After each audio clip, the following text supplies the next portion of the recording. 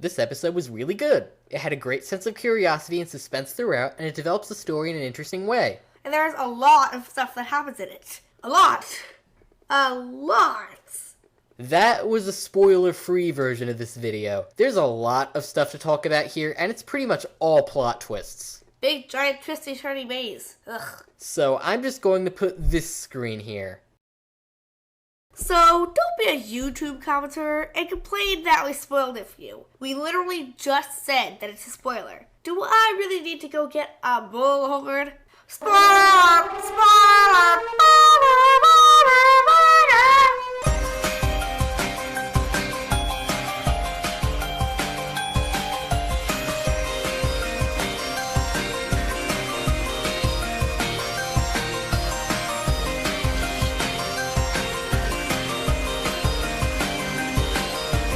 We last checked in on Gravity Falls about 4 months ago, back when even a question like who wrote the journals was enough to sell an episode. Like Society of the Blind Eye, this episode is spoiler crazy, and it continues the storyline of Season 2 as told in these episodes.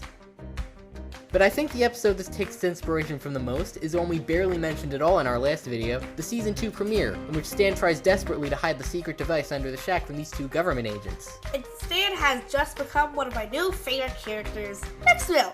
But of course, that goat is just amazing. No, don't worry, stop. And honestly, it's about time that we return to the show's overarching storyline, considering how long we've had to wait for more episodes to come out. And as far as story goes, this episode really delivers. So, let's dive right into Not What He Seems, and talk about all the strange new ideas it brought to the table. We open on a dark and ominous night, where Stan is working hard on trying to get the machine to finally work. Whew.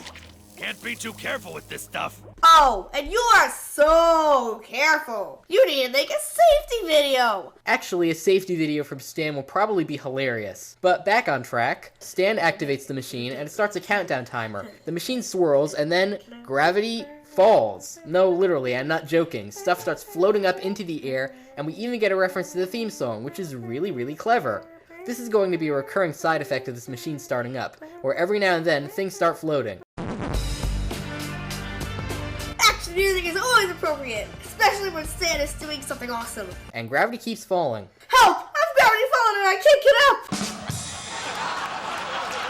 Stan, Dipper, and Mabel are having a rooftop party with illegal fireworks, and despite the law breaking, this scene is actually both funny and sweet. Just the way these three interact and how spot on they get.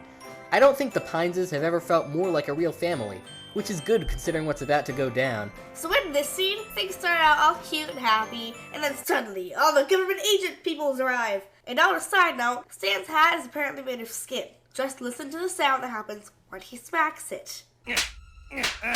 I don't think he'll do very well selling those in the gift shop. Skinheads, have off! Then again, maybe if he paints them to be all red, he can get them to take off in the Doctor Who fandom. Oh, you just ruined Fezzes. Way to go! The government agents from the Season 2 premiere tell Stan that he's a prime suspect for stealing tubs of government waste. They drag him off to the police station and take Dipper and Mabel away from the crime scene. And one of those special ops guys takes Mabel's icy pop. Then he licks it. Special ops guy of the year for ya! Yeah, he's never gonna outdo SpongeBob. He's actually about in his 50s if you do the math. Hashtag childhood ruined! Stan is interrogated by the government agents and is allowed one phone call. So he calls up Seuss and tells him to guard the vending machine in the Mystery Shack with his life. Stepping back for a moment, can I just mention how energized this episode is? They waste literally no seconds of screen time. The plot is constantly moving forward, and all of the scenes just keep on building and building. It actually makes this episode feel really suspenseful, even with all of the silly cartoon-style antics they keep putting in the background. Of course this is suspenseful! It's Gravity Falls we're talking about here, dude! While the agents drive Dipper and Mabel to Child Services, Dipper comes up with the idea of breaking out of the car, heading back to the Mystery Shack, and looking through the surveillance footage to prove that Stan didn't steal the government waste. Mabel makes the guy driving next to the government car crash into them so that they could escape from the car. They did crash in the process, but they didn't get hurt, luckily. The agent guy puts some weird thoughts in Dipper's head, and they go on with their lives. Stan is trying to think of a way out of the police station when the gravity turns off again. There's also another shot of McGucket trying to pack his things, fearing a future apocalypse. That raccoon life, though. Get! Dipper and Mabel make it down to the Mystery Shack basement where they get access to the surveillance footage. And apparently, Stan actually did steal the government waste. Uh-oh. And so begins an incredible chain reaction of plot twists, just piled on one after the other. And made fangirls cry. You revealed so much stuff, and then you ended it! But we'll get to that ending when it comes up. First, we have to deal with the fact that Stan has more fake IDs than you can shake a pine tree at. In fact, Stan Pines is a fake ID. The actual Stan Pines, if we can trust this newspaper headline, died in a fiery car accident years ago. I personally think that he's actually survived that car crash. I don't believe in our newspapers. Each of these twists are well written and really add to the suspense. Unless Stan... Isn't Stan? I love that picture so much though. Like, they're trying to make it scary, but they failed so hard that it's hilarious. No, hold on. Let me try and recreate this level of failed horror. Unless Stan... isn't Stan? They find a code, which Mabel realizes lines up perfectly with the vending machine keypad. Mabel is so observant. Like, Dipper is supposed to be the smart one, but Mabel seems to figure out everything in the show. She figured out the whole prison episode, she noticed the jackalope, she even noticed the vending machine. She is all over the place. How does she do this kind of stuff? Like, seriously. Stan is still in the police office when the officers come to take him away. But then everything starts floating again and Gravity Falls turns into the Matrix. There's a really well-animated action scene done all in zero gravity where Stan breaks out of the officer's room. It's a real spectacle, and it definitely shows off what the animation staff on this show is capable of. Now what we need to do is make a Matrix Dipper dodging the fireballs of Bill. Dipper is the chosen one. Stan finds some random car driver and tells him to drive off as far from the Mystery Shack as possible. The government agents think that the car is Stan's, and they all follow it. With the agents out of the picture, we return to Seuss's plot. Now here's where everything in this episode starts to come together, and let me just say, it is marvelous how well they weave all these disconnected ideas into something whole. Alright, Seuss, remember the plan. Protect the machine, earn Stan's trust, legally get adopted by Stan, change name to Stan Jr. I think Seuss has some secret fanfic of him and Stan hidden somewhere in his room. What else do you want? A kiss on the cheek? I wouldn't mind a kiss on the cheek. Not gonna happen. Seuss showed up just in time for Dipper and Mabel to come, and of course, they're going to ask to get the vending machine. But since Seuss was told to guard it with his life, he's not going to give up without a fight. So the Pine Twins do, within a couple seconds, overpower Seuss. Kinda. Dipper has arms just long enough to reach the button, so he enters in the passcode. It opens up to Stan's secret place of solitude. And apparently a lot of doom. It's like something from a video game. or a dream? What a nightmare. Or an animated Disney show. They get down into the secret lair, where they notice all sorts of strange things, including the other two journals. Dipper gets very angry when he sees this, feeling like something important has just been kept from him. Mabel, on the other hand, still wants to trust Stan. Despite how bizarre the situation is, all of the characters still act completely in character, and not once did it feel like the writers were forcing something in. It takes talent to pull this kind of thing off, but wow did they achieve it. I can't believe it! Was anything he said to us real? He bent the metal though. But Dipper's a twig! How'd he do that? You cannot do that, Dipper. You just defy all physics. Was that metal paper or something? Metal paper for half off at the Mystery Shack? God, I'm trying to reason this out in my head and it's not working. Dipper finds the plans to the machine, which was apparently meant to create knowledge, but was too powerful.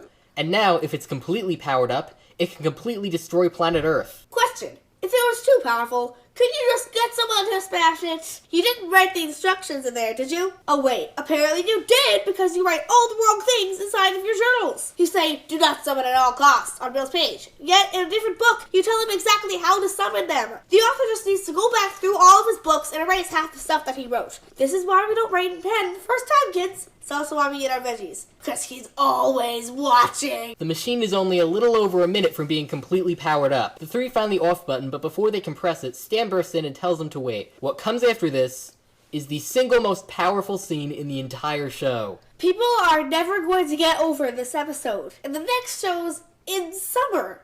Dipper immediately snaps at Stan, telling him about all the secrets he's kept and all the lies he's told to people. Stan tries to tell Dipper that he has to trust him, since all of his dreams have gone into making this machine. But before he can explain, the gravity shuts off yet again and everything starts floating. Hey, trust no one, alright? Mabel is still clinging to the off switch, but Stan tries to lunge forward to stop her from shutting the machine down. Then Suits gets real. He goes completely hardcore. He's tackling Stan and everything. He's really intense in the scene. Seuss doesn't trust Stan either, and wants to protect Dipper and Mabel. So now Mabel is having this big argument in her head with Uncle Stan and Dipper. They're both telling her to do different things, and she can't decide on what to do. It's actually a really intense/touching moment. Everything about this scene is handled beautifully. The way it's animated is fantastic, with all sorts of odd figurative camera angles. The music is downright gorgeous, and just matches the scene so well. And the voice acting is some of the best it's ever been. Sorry, Mr. Pines, if that is your real name, but I have a new mission now. Protecting these kids! Look into my eyes, Mabel. You really think I'm a bad guy? He's lying! Shut it down now! You can feel the concern in all of their voices, and it just keeps building and building. I completely agree. This is just a really, really well done episode on the whole. Mabel decides to not push the button, and after everything freezes for a moment, the machine opens up a portal. So then, the author comes out of the portal, and everything just ends right there. You can't do that. No, you can't do that! Ugh. Where do we even begin here? First off, the author is officially stated in this episode to be Stan's brother. Yay! I thought the reactions would be a lot different than they were here. I would have been screaming, not in fear, in delight/fear, I guess. All in all, I'd give this episode a 5 out of 5. We've already listed all the great audio, great animation, and such, so I'm not going to put you through all that listening again. Almost everything about this episode is near flawless. The animation took a huge bump up for this episode, doing all kinds of interesting effects with lighting and floating objects. The plot just keeps going, and it just has so much energy and tension. Like I said, not a single second of this episode is wasted. Everything is on point, and it all just keeps building up to that epic final moment. They just put so much effort into every single aspect of this episode, and that's not even getting into all the references to past episodes it brings up. Gravity Falls always had a thing for doing that, but in this episode, they just went overboard. The twists were all expertly written, and the writing team made sure that everyone still acted like themselves despite all the weirdness. Now all I'm left to do is wonder where they're going to go from here. Normally this level of attention to detail is only reserved for a season finale, but we're only about halfway done with season 2, and honestly, after this episode, I'm really curious as to what they're going to pull off next. My feels though! Never before has a Gravity Falls episode had this much going for it. I can't imagine giving this episode anything other than 5 stars. Thank you so much for watching, and we hope we got you fangirling as hard as I did. And on a side note, Dipper may not be able to be trusted either, so don't trust anyone.